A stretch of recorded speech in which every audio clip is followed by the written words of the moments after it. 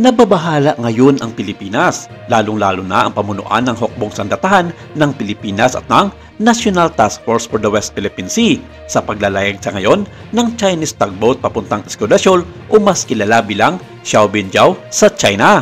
Kinilala ng Philippine Coast Guard ang barko na Lianhe Queroy na may bigat na 4,000 tons na kayang maghila ng 10 beses na bigat nito kaysa sa kanya, kung kaya ito ang napagdesisyonan ng China Coast Guard na gagamitin sa paghila sa nag-iisang barko ng Pilipinas sa Sabinasol na BRP Teresa Magbanwa.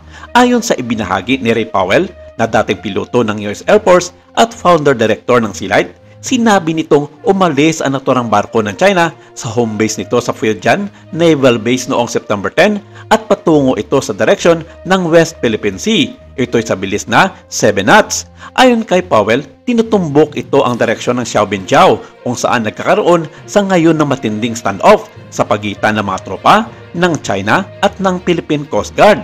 Wala na raw itong ibang pakay pa sa lugar na iyon, kundi ang hatakin ang nag-iisang barko ng Pilipinas na nagbabantay sa Escudasol.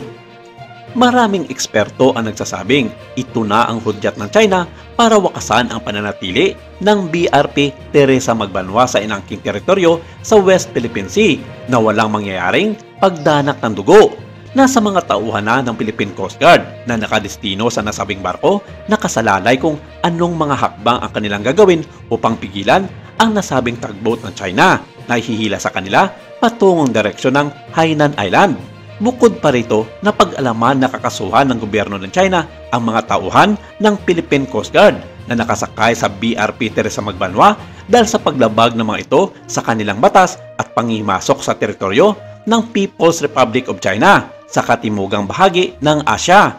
Maaari umanong makulong ang mga ito ng 6 na buwan dahil sa mga paglabag ng mga ito sa batas sa ilalim ng China's Rule of International Order at walang mangyayaring kasunduan para mabawi pa ng Pilipinas ang barko nito na BRP Teresa Magbanwa kung sakaling mapupunta na ito sa kamay ng kanilang hukbong sandatahan.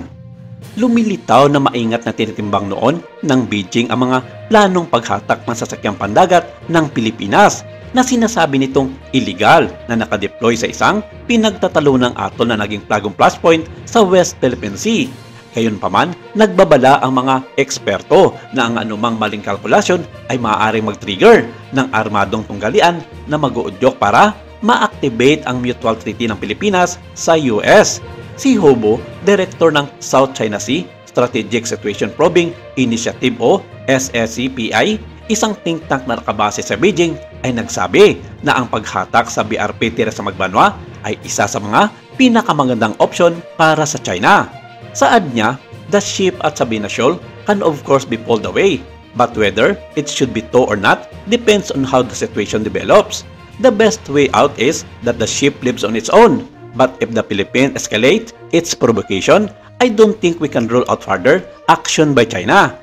Pero binalaan ni Powell si Hobo. Sinabi niya na ang anumang karagdagang aksyon ng Beijing ay dapat isaalang-alang ng mabuti upang maiwasan ang panganib na magtulak sa US na obligado sa ilalim ng Mutual Defense Treaty na tumulong at pagtanggol sa Maynila sa mga malalaking tunggalian kabilang na ang West Philippine Sea. Sa makatuwid, baka ito ang magiging dahilan para sumiklab ang kinatatakutang bagyong gera at girian sa pagitan ng dalawang makapangyarihang bansa. Saad niya, a direct armed attack on the ship would certainly invoke the treaty, but China may calculate that they have already created a permission structure for lesser aggressions. Risk of armed conflict could be high if Beijing forcibly tow the Teresa Magbanwa, one of the largest and the most advanced Philippine Coast Guard ships. It will be a headache to Beijing if there are any casualties. That's why China has not taken further action to avoid escalation and tensions. Hindi lang US ang nabibigay babala sa Beijing kung sakaling pilitin nito na tanggalin ang BRP Teresa Magbanwa sa Escudasol dahil maging ang ilang malalaki at makapangyarihang bansa tulad na lamang ng Japan, Australia, France, Germany at UK ay nagbigay ng kanilang pagsuporta sa Pilipinas at hindi magdadalawang isip ang mga ito na bigyan ng kaulang parusa ang China kung sakaling tutuluyan nitong hilahin ang barko ng Pilipinas. Huwag daw hayaan na manumbalik ang giyera at isa rin ito sa mga dahilan para magdeklara ang Taiwan ng pagiging malayang bansa kung sakaling matalo ang China sa giyera kontra US at mga kaalyado nitong bansa. Maraming salamat. Ito lang muna ang ating update for today.